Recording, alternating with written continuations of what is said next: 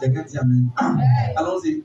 On lit Romains chapitre 8, versets 18 à 19. 1, 2, 3, allons-y.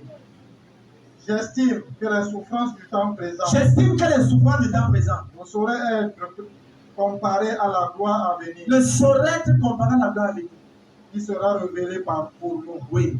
Aussi la création attendait un désir. Avec un désir. La révélation des fils de Dieu. D'autres versions disent la manifestation des fils de Dieu. La manifestation des fils. Je prêche ce matin sur le thème que j'ai intitulé comment entrer dans ta saison de manifestation. Amen.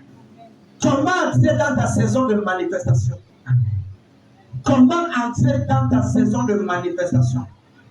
Si tu es là, c'est important. Si tu es un bic écrit, tu es un cahier, tu es sage. Alléluia. Chaque fois que la présence de Dieu vient avec un cahier, un bic, avec tout documenter ce que Dieu te dit. Comment entrer dans ta saison de manifestation? Dis à ton voisin, en ce matin, tu vas découvrir comment entrer dans ta saison de manifestation. Regarde voisin, dis voisin, ce matin, tu vas découvrir comment entrer dans ta saison de manifestation.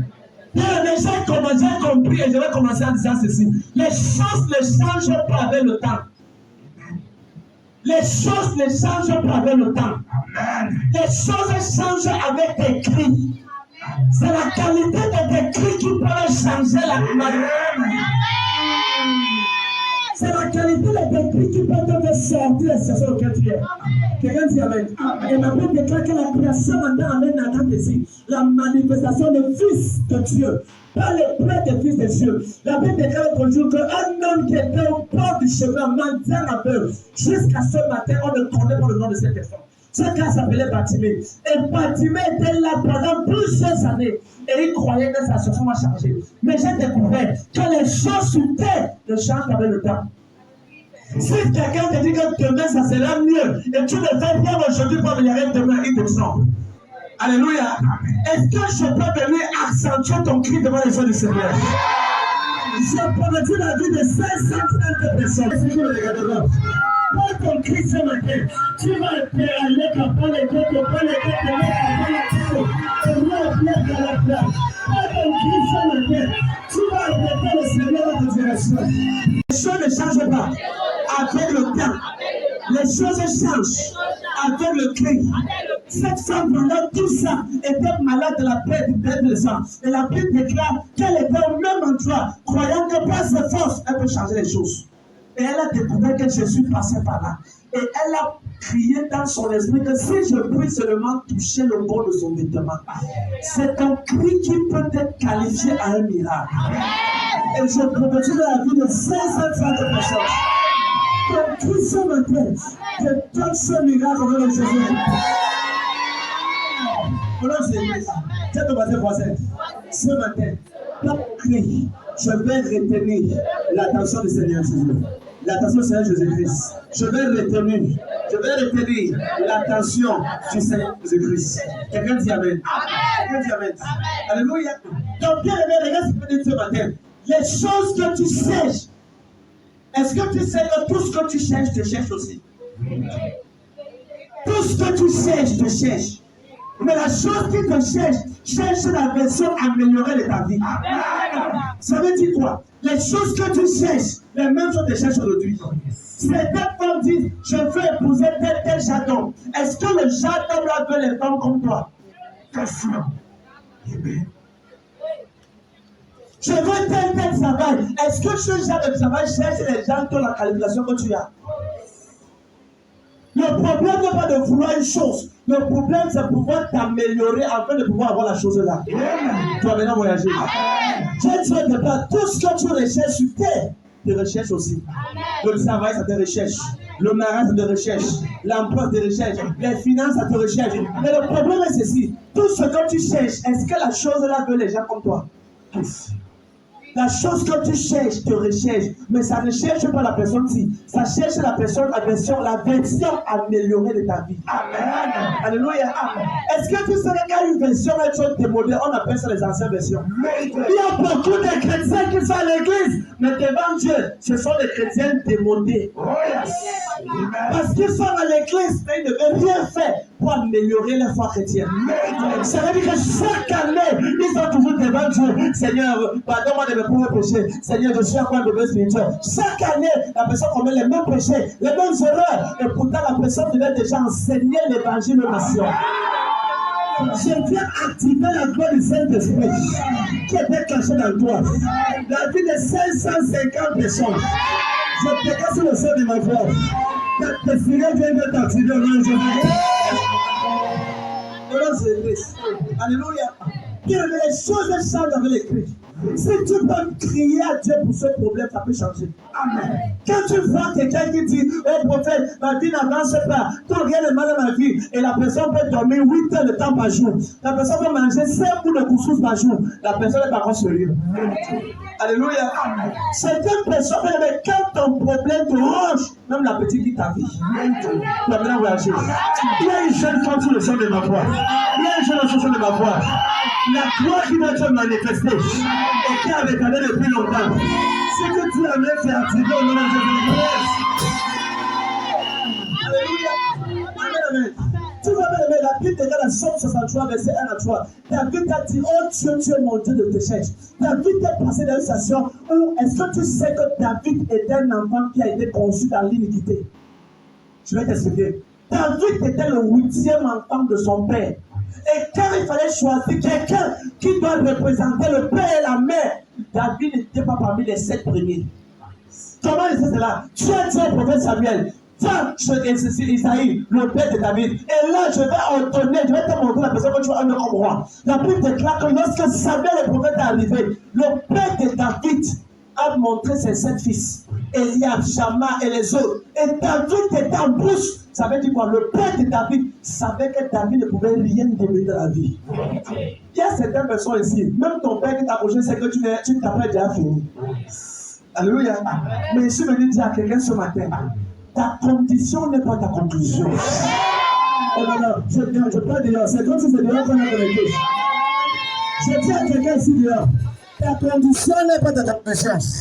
Je prophétise ta vie à ce matin un peu pour toi. Consomment lequel tu passes, tu auras un témoignage victorieux au nom de Jésus-Christ. Si tu dis Amen comme le tonnerre.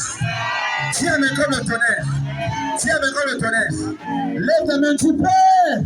Tu peux. À ce matin, je déclare que ma condition actuelle n'est pas ma conclusion. Donne-moi la main comme le tonnerre. Alléluia. Amen, amen.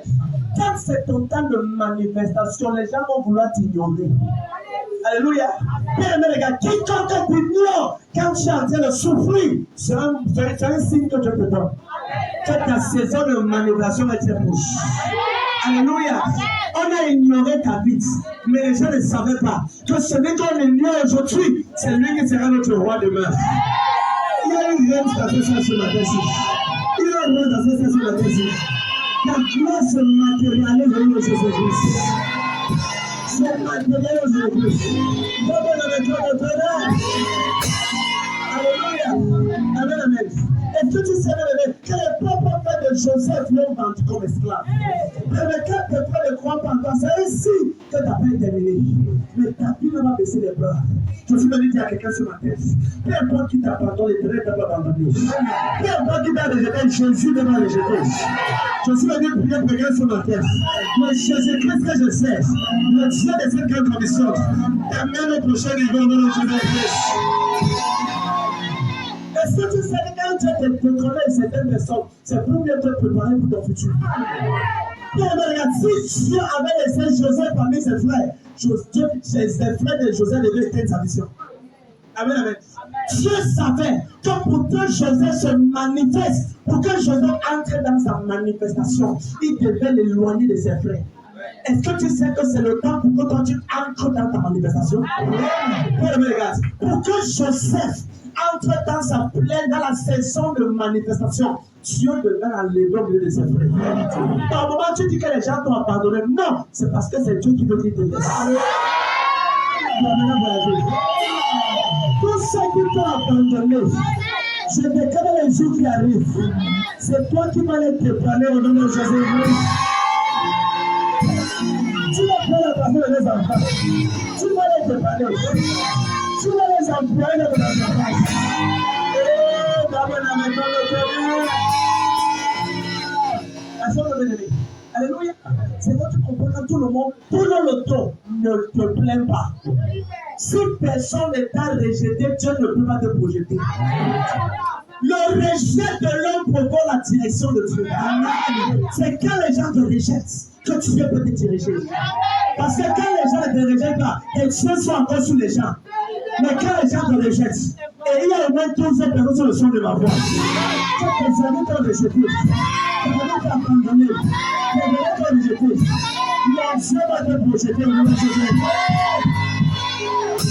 Mon Dieu va te projeter. Comment le mégot le connaît? Je prophétise la vie de 530 personnes. Ceux qui sont présents, ceux qui sont dehors et ceux qui me regardent. Tous ceux qui t'ont rejeté, aujourd'hui, mon Jésus va te projeter dans le Jésus-Christ. Il y a certaines personnes ici, Dieu va te projeter aux États-Unis. Oh, le côté-ci là, je dis le côté-ci. Dieu va te...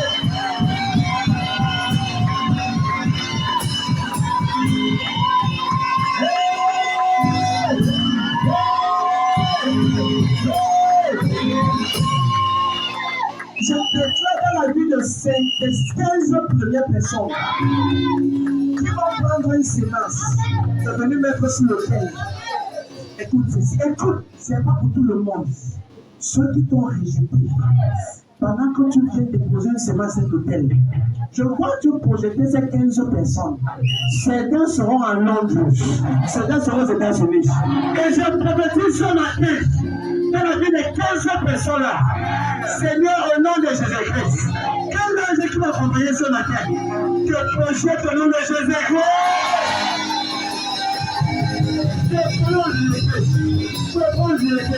Voilà le numéro 1, voilà le numéro 2, voilà le numéro 3, voilà le numéro 4, voilà le numéro 5. Seigneur, écris-le-nous ce matin. Voilà la manifestation. Voilà la génération. Voilà le numéro 6, voilà le numéro 7, voilà le numéro 8.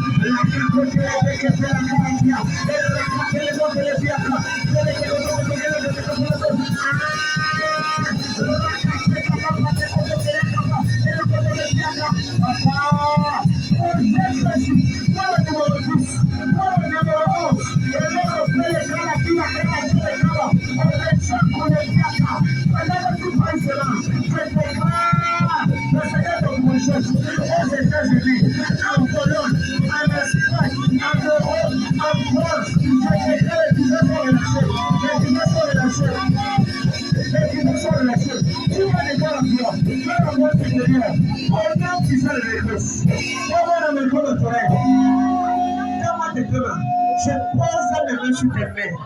Je pose les mains sur tes mains. Dans la vie de 15 personnes qui m'entendent ce matin, je déclare, ça sera comme un rêve. Mais le Dieu de ce prophète, qui a longtemps changé la vie des gens, et qui continue de changer la vie des gens, tu voyages par miracle dans le Jésus.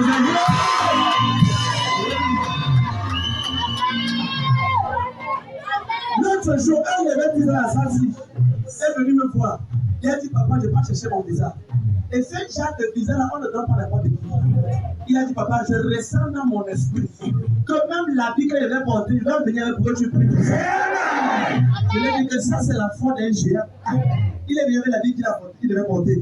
J'ai prié pour ça. Il est venu avec le document, j'ai prié pour ça. Quand il est arrivé à l'ambassade des États-Unis, sur les 200 personnes qu'on a, on a refusé le visa à 200 personnes. C'est lui le seul qu'on a donné. Le premier qu'on a donné sur 200 personnes. Parce qu'il est parti avec la parole de son prophète. Je parle tant qu'à Dieu dans Jésus-Christ. Là où on va rejeter les autres, toi on va t'accepter le nom de Jésus-Christ. On va t'accepter. Je dis 5 personnes et on va t'accepter le nom de Jésus-Christ. Et qu'est-ce qu'il y avait dit? Et les gens m'ont posé la question, qu'est-ce que tu as fait? Tu connais qui? Tu as fait comment pour connaître? Tu as fait comment? Bien aimé les gars, ça ne dépend pas de ce que les gens disent. Ça dépend qui t'accompagne. Quand Jésus avait toi, tu es plus que vainqueur. Il y a quelqu'un sur le son de ma voix. La manifestation que tu attendais depuis les 5 dernières années, Mais ce matin, établi sur le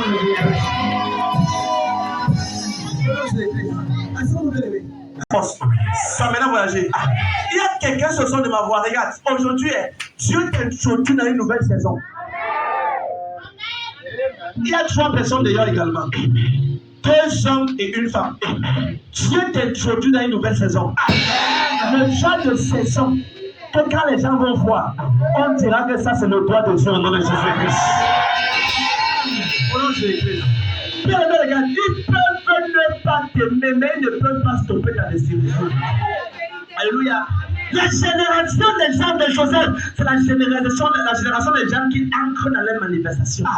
Bien aimé, regarde, est-ce que tu sais que du temps de Déborah, cette femme-là s'est levée? Regarde, quand tu veux entrer dans ta manifestation, les excuses ne sont pas les bienvenues. Tu vas maintenant voyager.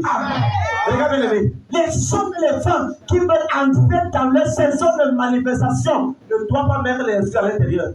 Si tu me dis que tu n'as personne pour t'aider, je vais te dire que ce n'est pas une excuse. Il y a quelqu'un dans la Bible qui s'appelait Esther. Elle n'avait ni père ni mère, elle était orpheline de père et de mère. Et son oncle était mendiant. Ça veut dire que les gens, elle était tellement pauvre que personne ne pouvait l'aider. Mais quand la présence de Dieu est venue sur elle, quand elle s'est connectée à Dieu, et elle a cru au Seigneur Jésus-Christ. Cette femme qui avait ni père, ni mère, ni orpheline, la Bible déclare que dans les 120 pays, il y avait les filles des préfets, des gouverneurs, des ministres se présentaient. Mais quand le tour d'Esther est venu, le problème c'est qui t'accompagne quand tu parles au Tchakra. Alléluia. Quand tu parles au travail, qui t'accompagne? Quand tu parles à l'interview, qui t'accompagne? Si c'est le Saint-Esprit qui t'accompagne, tu peux réussir sans effort. Alléluia. Quand tu sors des choses de matin, qui t'accompagne? Rassure-toi de ne jamais sortir de chez toi si le Saint-Esprit ne t'accompagne pas. Si le Seigneur est absent. C'est pour la raison pour laquelle, c'est notre jour, la Bible déclare que Moïse a dit, si ta présence ne part pas avec nous, ne nous fais pas partir d'ici. Ça veut dire que Moïse savait que si Dieu est avec eux, ils peuvent manifester à tout moment. Amen, amen. Tu dis au prophète, je suis vieux, j'ai déjà plus de 50 ans, je vais te montrer un homme qui s'appelait Abraham, à 75 ans. C'est là où tu as commencé avec lui. Si tu es ici, là, et que tu as 75 ans, tout est possible dans ta vie. Tu vas venir voir son matin. Amen, amen. C'est vrai que papa, le temps passe, j'ai déjà 30 ans, 40 ans, je suis encore marié, 45 ans. Est-ce que tu sais que Esther qu'on parle là n'avait pas 18 ans? Esther avait près de 60 ans quand elle s'est mariée. Le problème, c'est que beaucoup croyaient à Esther de jeune fille. Elle était vierge parce qu'elle croyait à son futur.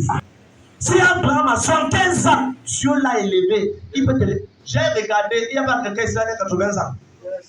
Amen, amen. Moïse avait 80 ans quand Dieu l'a envoyé pour faire une mission. Alléluia. Amen, amen. Abraham avait 75 ans. Ton âge n'est pas un problème. Oh papa, je suis vieux. Qui t'a dit que tu es vieux? Vieux par rapport. Oh papa, je suis vieille. Vieille par rapport à qui? Qui a où? Est-ce que tu connais le projet de Dieu pour toi? Cette jeune femme était enfant de Dieu et j'aime ce témoignage-ci. Elle est encore sur terre. Amen, amen. Et elle se lève de sa vie au Seigneur 7 ans dans la foi. 30 ans pas marié, 35 ans pas marié, 45 ans, 50 ans, 60 ans pas marié. Et à 62 ans, Papa W.F. Koumouni, méga fondateur général de la grosse église du Palais, est venu l'épouser.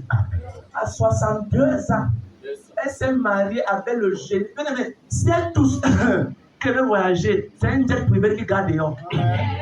Si elle touche, qu'elle veut quelque chose, elle veut une voiture, c'est au moins 500 voitures qui vont arriver. Dieu ne récompense pas ses enfants de manière piteuse. Dieu récompense ses enfants de manière glorieuse. Ça veut dire que quand tu te tiens ferme devant Dieu, il ne peut pas te donner les restes. Le problème, c'est que est-ce que tu es prêt à suivre ce Jésus au-delà de tes désirs, au-delà de tes besoins? Est-ce que tu peux suivre Jésus au-delà de ton contrat? Certaines personnes rétrogradent parce qu'ils ne sont pas mariés.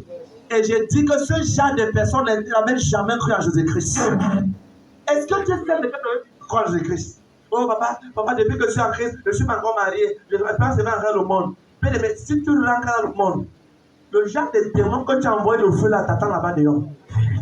La manière qu'ils vont te molester, ils vont te molester, te fouetter correctement.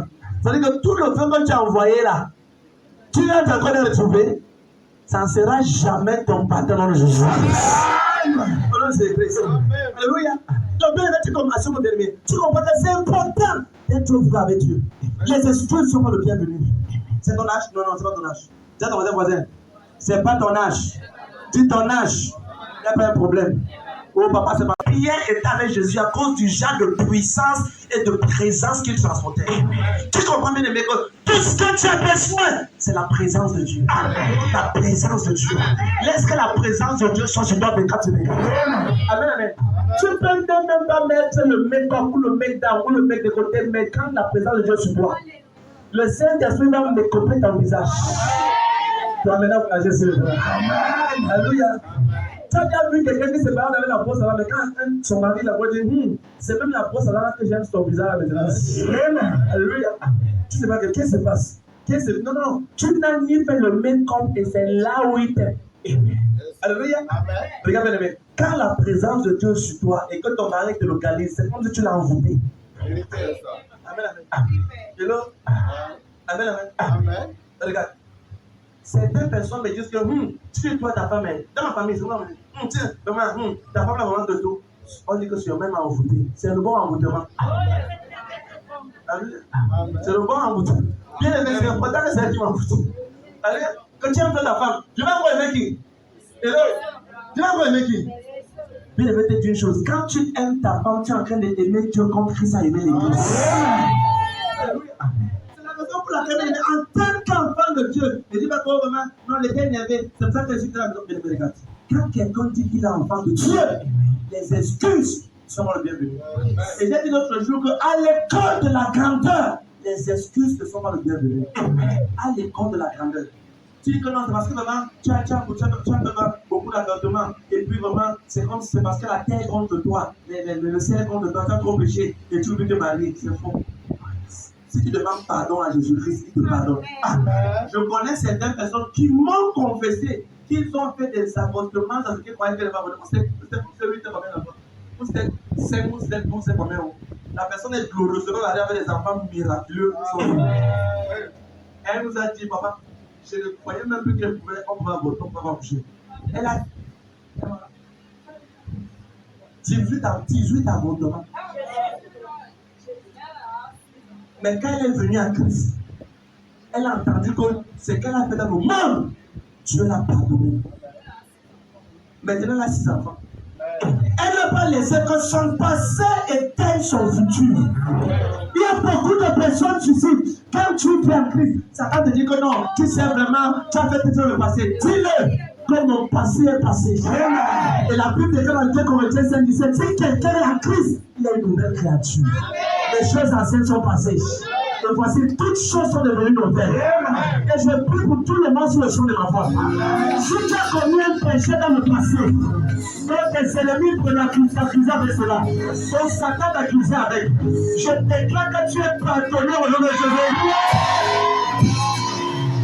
Tu es pardonné. Et cette parole, ces péchés ne peuvent plus t'atteindre au nom de Jésus-Christ. Oh, c'est lui qui dit à mes reçus la parole de Dieu. Si quelqu'un est en Christ, il est une nouvelle créature. Comme ça. Si tu es en Jésus, sois vrai. Quand tu es vraiment Jésus-Christ, tes péchés sont pardonnés. Si personne a eu un mariage glorieux, a eu un travail formidable, a servi le Seigneur, je sais, elle a même besoin de servir le Seigneur. Bien aimé, regarde, personnalise chaque talent et laisse que ton Dieu prenne les devants. Tu vas maintenant voyager. Ça veut dire que si tu dis que dans cette famille, par moi, l'évangile va entrer. Les gens seront sauvés. Les nations seront touchées. Quand tu personnalises cela, regarde, Dieu ne peut pas te laisser de côté. Est-ce que tu sais que l'autre jour, dans Ézéchiel 22, verset 30, Dieu dit, je cherche parmi eux un homme qui se tient à la brèche. Donc tu es toujours en train de chercher. Dans ta famille, les gens qui pleurent là, les gens qui ont des problèmes, tu es en train de chercher quelqu'un. Ma prière, c'est que ce matin, c'est toi qui trouves au nom de Jésus. Qu'est-ce que tu nous trouves au nom de Jésus? Quelqu'un dit Amen. Alléluia. Amen, amen.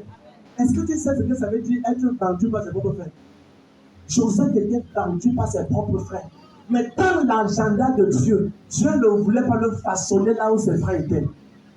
Dieu voulait l'amener à l'extérieur pour le façonner. Souvent, quand tu es trop entouré des gens qui te connaissent trop, ils vont éteindre la gloire que tu as mis en toi.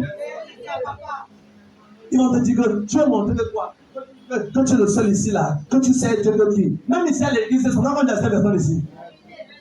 Tu es monté de quoi? Quand tu es toi à côté de papa, tu sais Dieu beaucoup. Tu parlais de l'église, tu attends 16 heures Dieu pour parler. Tu veux monter quoi qui? Bien aimé, la manière que tu sais ton Dieu, sais tu avais la mentalité différente. Laisse que par ton service, Dieu voit cela et te distingue. Amen. Tu vas maintenant voyager. Amen. Alléluia. Ne sais pas Dieu comme ton frère, parce que vous n'aurez pas les mêmes récompenses. Ne sais pas Dieu comme ta soeur. Quelqu'un dit Amen. Sais Dieu de la manière que quand Dieu va regarder sur terre, quand tu savais de ton service, ta famille soit sauvée. Amen. Est-ce que tu sais que tu peux servir Dieu tellement bien que Dieu, un accident est venu dans la vie de quelqu'un de la famille, mais à cause de ton service, la personne est libérée. Amen. Amen. Amen. Est-ce que tu connais ça? Dieu peut te regarder toi et dire que non, la manière que ma fille me sert, je ne peux pas permettre que l'accident se passe dans la famille. Laisse que pas ton service. Je dis toujours aux gens, quand tu sers le Seigneur Jésus-Christ, sois vrai. Sois vrai. Ne donne pas des excuses. Je ne t'ai pas répéter la chorale parce que maman, tu sais que maman était un peu de méricateur. Si on t'appelait pour aller chez la range, tu devais être présent. Si quelqu'un t'appelait qu'il a un cadeau, tu devais être là-bas. Même avec la personne, tu vas dire retirer d'abord ça, je reviens docteur. Il n'est pas cherché la possibilité pour elle. Et là, quand je vois quelqu'un qui dit je n'ai pas le temps de venir à l'église, bien aimé, personne n'a le temps. Tout le monde crée le temps. Ok, comment tu trouves le temps pour manger? Oh, j'ai pas le temps, mais tu manges. Ça veut dire que tu as le temps. Le problème, c'est que ça dépend de ce que tu donnes comme priorité. Tu as maintenant voyagé maintenant. Oh papa, j'ai pas le temps pour venir à l'église dimanche, j'ai pas le temps pour venir à l'église vendredi, parce que mon temps c'est occupé. Non, tu as le temps. J'ai regardé la dernière fois que tu as pris 5 heures de temps pour voir la télé. Reparti en 2 heures. Le matin, tu as vu 2 heures. À midi, 2 heures. Le soir, 1 heure, ça fait 5 heures. Tu as tapé les commentaires, les commérages de 2 heures. Ça fait 7 heures. Tu avais le temps. Tu as ton voisin. Dis voisin, la manière qu'on va parler là, c'est comme ça qu'on a de parler. Alléluia. C'est ça qu'on a de parler. Amen, amen.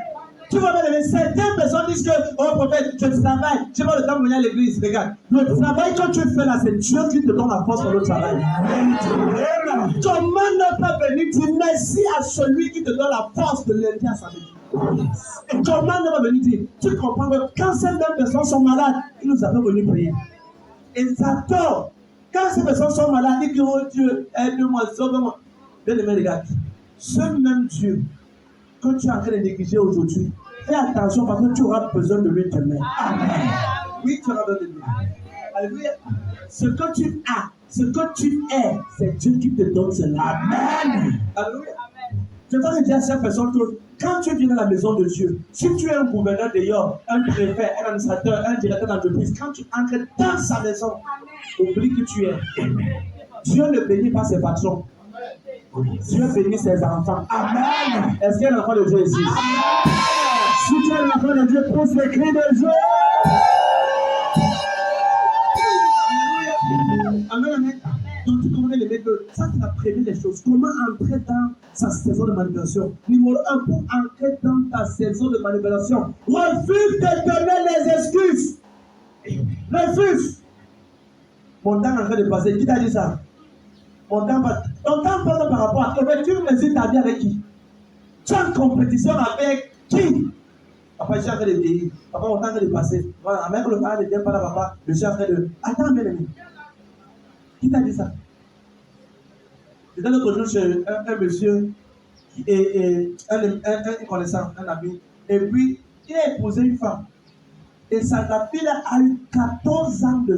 Elle a fait 14 ans de sacheté. 14. Le monsieur, c'est un agrégé de lyrique. C'est un ami. Amen, amen. J'ai vécu avec lui. Et c'est moi qui lui ai décrit sa femme, comment elle était. J'ai jamais vu sa femme. Il me dit, homme de Dieu, qu'est-ce que Dieu dit? Il dit que la femme que tu vas épouser sera comme ça, elle sera cessée. Je vais plus loin. Le père de ton épouse que tu vas épouser sera. Je le parlais près de 1 an. Donc, comme l'année, je dis que l'année là, voilà ce qui s'est passé. Et quand il rentre, tout ce que j'ai dit, la vie est complète. Et c'est quand il rentre dans l'église où il persévère à Yaoundé qu'il arrive Il a demandé, hey, c'est que papa, le prophète a dit, n'est-ce pas, voici la vérité. Net, identique. Donc elle était à côté de lui, mais il ne voyait pas. Il m'a dit, on devait trouver. Papa, trouver. La femme t'a dit, il dit, c'est elle la bonne personne. Et plusieurs Dieu a confirmé. Et maintenant, c'est là. Quand tu as confirmé que c'était la personne, quand il s'est arrivé de chez lui, maman, et que la fille m'expliquait tout. Elle a eu 14 ans de chasteté. Qu'est-ce qu'on n'a pas dit? La fille est heureuse d'une neurosis-cinéma terriblement diminutive. Heureuse. Dieu te donnera un mari qui te rendra heureux, mon Jésus. Heureuse. Le problème n'est pas de se marier. Le problème, c'est avec qui tu te maries. Bien aimé, le problème n'est pas de se marier. Un mauvais mariage est plus pire que le célibat. En fait, vaut mieux être célibataire que le mauvais mariage.